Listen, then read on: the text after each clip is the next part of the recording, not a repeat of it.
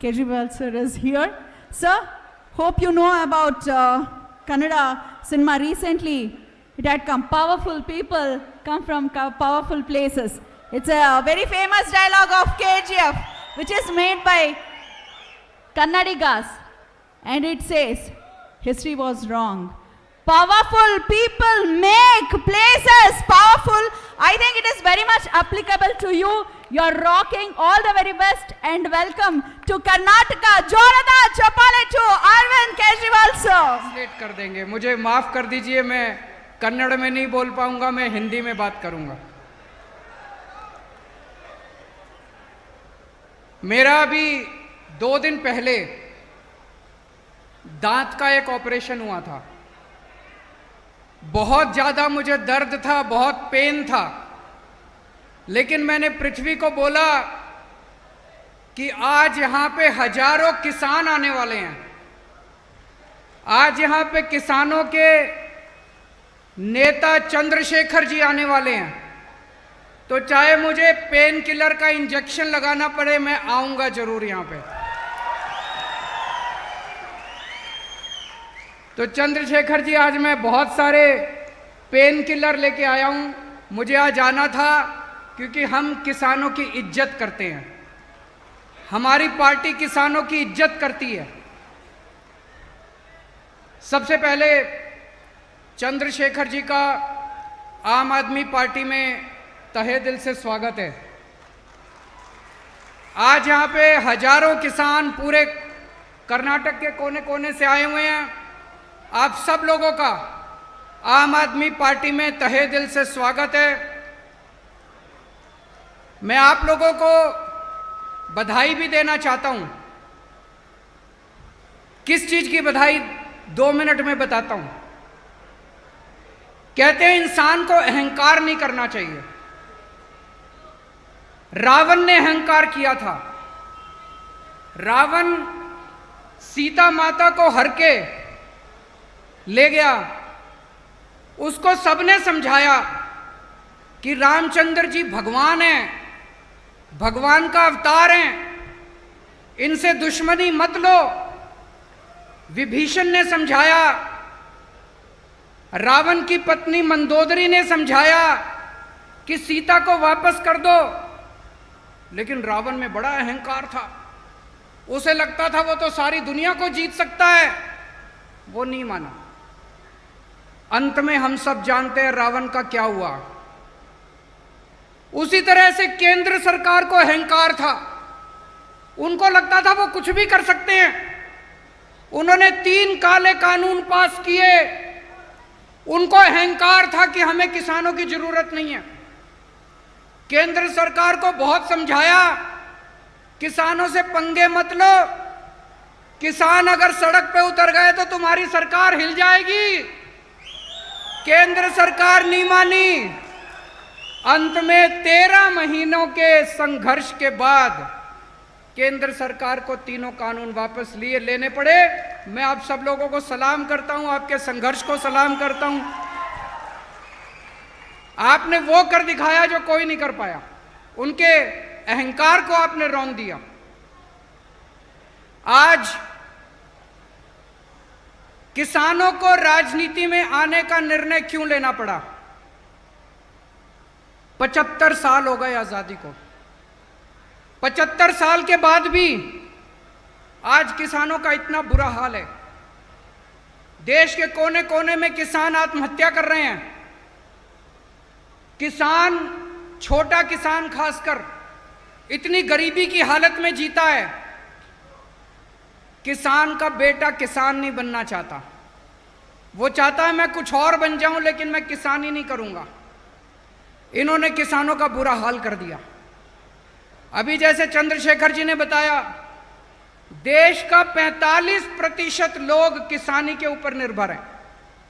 इतनी बड़ी जनसंख्या के अंदर लोग अगर किसानी पे निर्भर हैं, अगर ये सब लोग इकट्ठे हो जाएं तो बड़ी से बड़ी सरकारों को गिरा सकते हैं।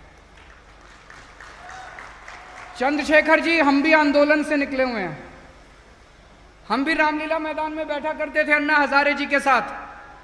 हमें भी हम क्या कह रहे थे? हम कह रहे थे भ्रष्टाचार दूर करो, भ्रष्टाचार खत्म करो। उन्होंने हमें चैलेंज किया, बोले केजरीवाल जी भ्रष्टाचार दूर करना है तो चुनाव लड़ो, राजनीति में आओ, खुद चुनाव लड़ लो। हमने कहा जी हम बड़े छोटे लोग हैं, हमसे चुनाव नहीं लड़े जाते, आप लोग भ्रष्टाचार दूर करो। उन्होंने कहा नहीं, आप चुनाव लड़ो और आओ और आप सिस्टम बदलो। मैंने उनको बार बार कहा इस देश के आम आदमी को मत ललकारो। ये जो आम आदमी बैठा है ना, ये आम आदमी बड़ा पावरफुल है।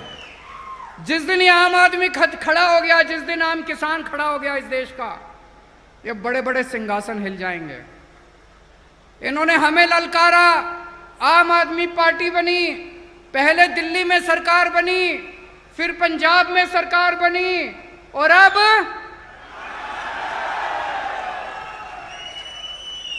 अब कर्नाटक में सरकार बनानी है। बनानी है कि नहीं बनानी है? दोनों हाथ खड़े करके बताओ कर्नाटक। अभी मैं सुन रहा था, चंद्रशेखर जी बोल रहे थे इसके पहले वाली सरकार 20% की सरकार थी, अभी वाली सरकार 40% की सरकार है, दिल्ली में 0% की सरकार है। और ये मैं नहीं कह रहा, दिल्ली में कट्टर ईमानदार सरकार है, एक पैसे की रिश्वत नहीं लेते, एक पैसे की। इस बात का सर्टिफिकेट मैं हमारे देश के प्रधानमंत्री नरेंद्र मोदी जी से लेके आया हूं कि केजरीवाल सबसे ईमानदार आदमी है। कैसे? प्रधानमंत्री जी ने मेरे ऊपर सीबीआई की रेड कराई, सीबीआई वाले मेरे दफ्तर में आए, मेरे घर पे सीबीआई की रेड हुई, दिल्ली पुलिस की रेड हुई, इनकम टैक्स की रेड हुई, सबकी रेड हुई, मेरे बेडरूम को भी छान लिया उन्होंने, कुछ नहीं मिला। तो हार के प्रधानमंत्री जी को सर्टिफिकेट देना पड़ा कि सबसे देश में सबसे कट्टर ईमानदार एक ही मुख्यमंत्री है, केजरीवाल।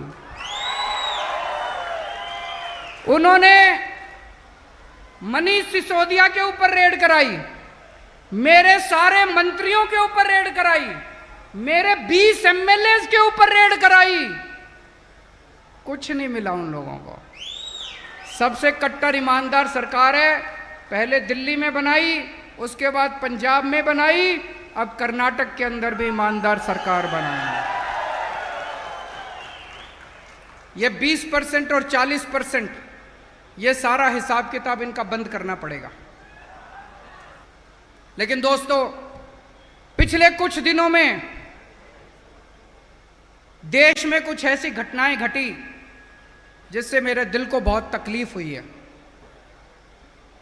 उत्तर प्रदेश में लखीमपुर में इनके एक लड़के ने किसानों को सबके सामने जीप से कुचल दिया। देखा आप लोगों ने वीडियो, किस तरह से इनके एक लड़के ने किसानों को सबके सामने किसानों को कुचल दिया। ऐसे आदमी के साथ क्या करना चाहिए? उसको सख्त से सख्त सजा मिलनी चाहिए। और इन्होंने क्या किया? ऊपर से नीचे तक सारी पार्टी, ऊपर से नीचे तक सारी सरकारें मिलके उसको बचाने में लग गई और उसको रिवॉर्ड दिया। उसके पिताजी को इन्होंने मंत्री बना दिया। ऐसे देश कैसे आगे बढ़ सकता है जहां पे मर्डर करने वाले लोगों को इनाम दिया जाएगा? ऐसे देश तरक्की नहीं कर सकता। अभी इनके लोगों ने अपने अखबारों में पढ़ा होगा, दिल्ली में, मैं दिल्ली का मुख्यमंत्री हूं, मेरे घर के ऊपर कुछ गुंडों ने हमला किया, मेरे घर में घुस गए वो लोग। मेरे को अपनी जान की परवाह नहीं है, मेरी जान देश के लिए हाजिर है। अगर देश के लिए 100 बार मुझे अपनी जान देनी पड़ेगी, मैं अपनी जान देने के लिए तैयार हूं। और मैं सौभाग्यशाली समझूंगा अगर मुझे अपने देश के लिए जान देनी पड़े। लेकिन उस दिन जब ये सारे गुंडे मेरे घर के अंदर घुसे, मैं भी घर में नहीं था, मेरी वाइफ भी घर में नहीं थी, मेरे बच्चे भी घर में नहीं थे। मेरे बूढ़े माँ बाप घर में थे। इन्होंने क्या किया? उन्होंने उन गुंडों को सजा नहीं दी, अगले दिन इन्होंने उन गुंडों को अपनी पार्टी में शामिल कर लिया। ऐसे देश कैसे आगे बढ़े? पूरे देश में कहीं गुंडे, लुच्चे, लफंगे, जाहिल, गंवार लोग जो होते हैं वो एक ही पार्टी में जाते हैं।